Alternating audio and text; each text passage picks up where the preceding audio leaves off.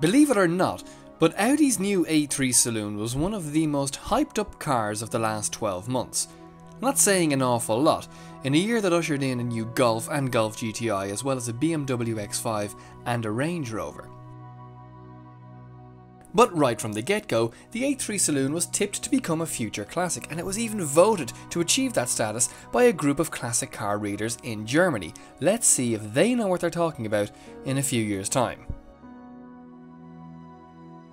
But Audi were also in on the act, and they chomped at the bit to get some of the 25% market share that's occupied by the segment of cars that the A3 Saloon now belongs to.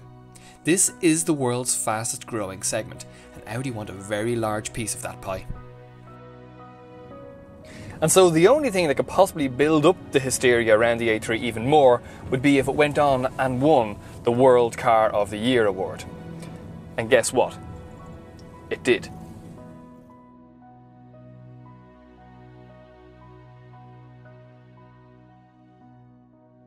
In my opinion, the A3 Saloon is prettier than its rivals. The CLA comes a very close second, but only when it's wearing its Sunday best. As for the rest, they look a little bit dumpy by comparison. My favourite bit though is this line right here. It starts on the front light, traces all the way down the side, back to the rear light, over the boot and down the other side. And by keeping the front light and the rear light below that line, it gives the car a squatted and a menacing look. That looks great. But if the exterior doesn't grab you, then the interior certainly will. I mean, just look at it. It is beautiful. I've stayed in 5-star hotels that haven't been finished this perfectly. Headroom is a little bit tight, but everything else from the driver's seat is spot on, even down to the air vents that look like the engine from an aeroplane. While I think the A3 Saloon is better than its competitors, I don't actually think it's that much better, if at all, than its siblings.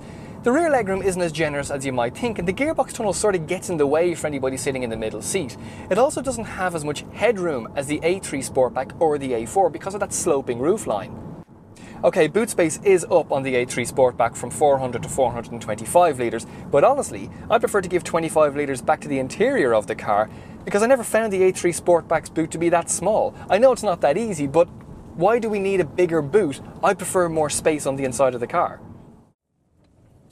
And then there's the price. I don't think it's a dear car, but it certainly has a premium price tag for a premium product. It's quite a good bit cheaper than the A4, but if you do go for the 2-litre diesel version of this car, that gap is lessened a little bit.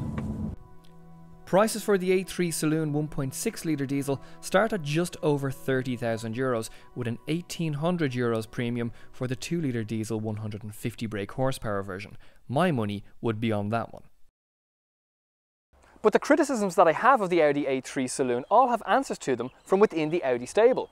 Don't like saloons and want more headroom? Buy an A3 Sportback. Want just a bigger car in general? Fine, go buy an A4. There's options at every turn. And so the most remarkable thing about the A3 Saloon isn't the fact that it has really low emissions, or that it's maybe going to become a future classic, or even that it's just won World Car of the Year.